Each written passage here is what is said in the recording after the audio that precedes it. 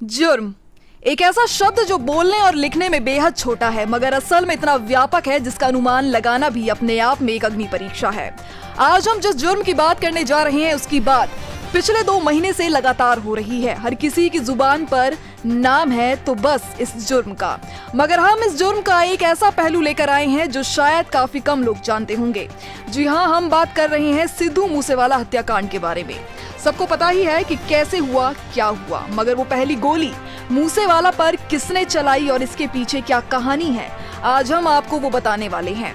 सिद्धू मूसेवाला पर आखिर मनप्रीत उर्फ मन्नू ने ही पहली गोली क्यों चलाई थी, इसके पीछे कोई खास वजह थी या फिर महज इत्तेफाक। पंजाब पुलिस के एनकाउंटर में मन्नू मारा गया, इसके साथ शूटर जगरूप उर्फ रूपा की भी एनकाउंटर में मौत हो गई। पर मन्नू की पहली गोली चलाने के पीछे एक लंबी कहानी है।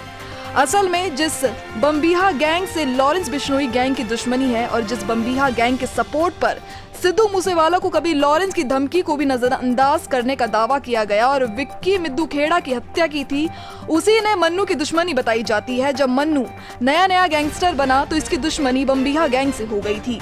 इसके बाद बम्बीहा गैंग से जुड़े कुछ बदमाशों ने मन्नू की एक चचेरी बहन को अपने निशाने पर ले लिया और उसे परेशान करने लगे। इसी बात को लेकर मन्नू और बम्बीहा गैंग की दुश्मनी और बढ़ गई। मन्नू पंजाब की एक जेल में बंद हो गया, वहां उसका सामना बम्बीहा गैंग के गुर्गू से हुआ। फिर इन लोगों ने जेल में ही मन्नू की खूब पिटाई की, बकायदा फोन से उसका वीडियो भी बनाया। इन बदमाशों ने जेल में जूते चप्पलों से मन्नू की पिटाई की और खूब गंदी गालियां दी। इतना ही नहीं, इस वीडियो को वायरल भी कर दिया। जेल में ये पूरी घटना गैंगस्टर सुखप्रीत बुड्ढा और हरजीत पेंटा के कहने पर हुई थी, इसलिए मन्नू ने उसी समय ठान लिया था कि वो कोई ऐसी वारदात करेगा जिससे पूरे गैंगस्टर हिल जाए। इसी साल यानी कि 2022 के अप्रैल में मन्नू जेल से बाहर आया था। उस समय तक हरजीत पेंटा भी जेल से बाहर आया था, इसलिए बदला लेने के लिए मन्नू ने गैंगस्टर पेंटा की गोली मारकर हत्या कर दी थी। जब बम्बीहा गैंग से बदला लेने के लिए सिद्धू मूसेवाला की हत्या की तैयारी होने लगी तब मन्नू ने ही उसे मारने की ठान ली थी। गोल्डी बराड़ उन तमाम शूटर्स के संपर्क में था जो इस बड़ी वारदात को अंजाम दे सके।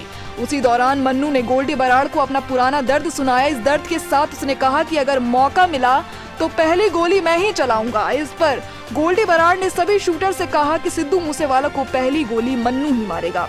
इसलिए 29 मई को जब सिद्धू मूसेवाला की हत्या हुई तब 6 बड़े शूटर्स की 2 टीमें बनी थी। एक टीम प्रियव्रत फौजी और दूसरी टीम को मन्नू लीड कर रहा था। जब सिद्धू मूसेवाला की घेराबंदी की गई तब मन्नू ने ही AK-47 से मूसेवाला के सीने पर पहली गोली चलाई थी और अब वही मन्नू पंजाब पुलिस के हाथों एनकाउंटर में मारा गया।